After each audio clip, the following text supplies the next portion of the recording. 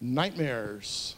My products that I sell come from my customers. I learned about dream pillows, sleep therapy pillows, probably 40 years ago. And I learned about it from a pharmacist and from one of my mentors as well.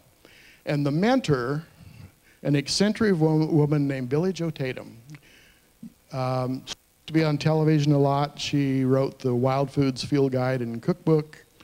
And I stayed at her house many, many times. And she had this 4-story A-frame, eccentric, interesting people always visited. And she had the house built in such a way that there were lots of little cubicles on the 3rd floor. So it was an individual bed and curtains, and then an individual bed and more curtains, and she could sleep a whole lot of people. So my little area had 24 tiny little pillows because she collected pillows. And I hate pillows. And every night I would push them back out of my way, and every morning at this spot, I would have the most bizarre dreams, nightmares, horrible dreams, murder, wretched, mean dreams that I'd never had before.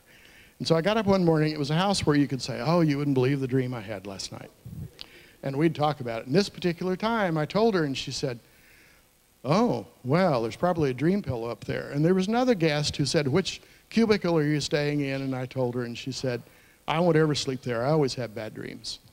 So we went upstairs and looked around in the pillows and dug around and dug around.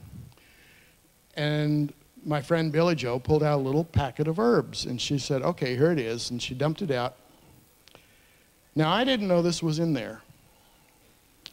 I was innocent. I was just sleeping and then having these horrible dreams.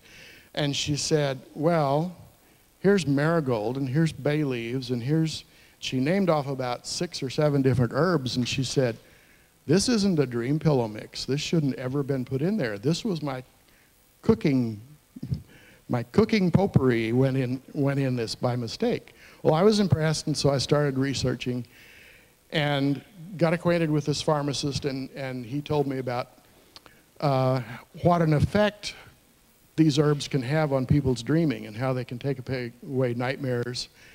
And they even work on people with PTSD and sleep disorders. And so over the years, I concocted a number of formulas, and I've sent them to places like India and England and various places to see if the same fragrances that affect our dreaming in our culture do in others, and they do. So there are certain herbs that have a calming effect, and there are certain herbs that work in the opposite. So I came up with a number of those. And here's the restful sleep dream that the pharmacist first gave me. This works really well, and it works on children and adults. I had a cousin who was 4 years old at the time, and his parents called me and said, Clint can't sleep at night. He has these horrible nightmares, and there isn't anything that we know that has ever caused it, but he winds up sleeping with us every night.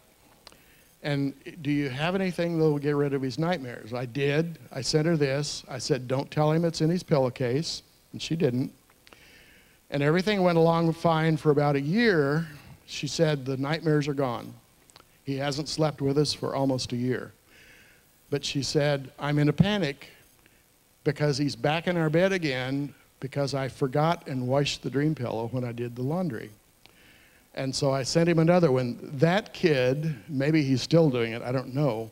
The last I knew when he was 18 years old, and this big football jock was still taking his dream pillow with him everywhere he went in his pillowcase because it worked, and he didn't have nightmares when he had it.